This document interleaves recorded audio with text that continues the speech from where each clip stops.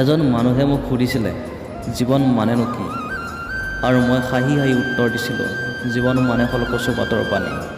আৰু মানুহজনে মোক ক'লে কচুপাতৰ পানী বুলি কোৱাৰ উদ্দেশ্যখান্তি কোৱাচোন মোক ভাঙি পাতি।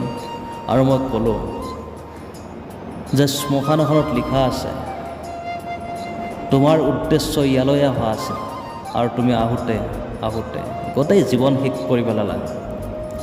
জীৱনত পালা কি য'ত তোমাক আজি আত্মীয়ই জ্বলাই দিব আৰু তোমাৰ ফটো ফ্ৰেম এখন ৱালত ওলমাই থ'ব। 2-3 বছৰ যোৱাৰ পিছত সেই ফটো ফ্ৰেমখন বেয়া হোৱা বা জ্বলা বুলি কৈ ডাষ্টবিন বা নপৰিব লগা জেগাত পেলাই দিব, আৰু সেইদিনাই তোমাৰ জীৱনৰ অস্তিত্ব শেষ। কোনোবাই হয়তো মনত ৰাখিব, কোনোবাই হয়তো কোন আছিলা সেইটো পাহৰি যাব। ঠিক সেইদৰে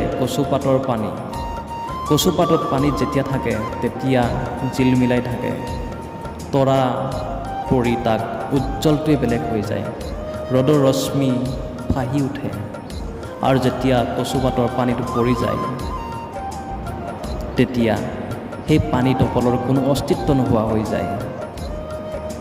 ঠিক সেইদৰে আমাৰ জীৱনটো হৈছে কচুপাতৰ পানী। বুজিলে নহয় আপুনি?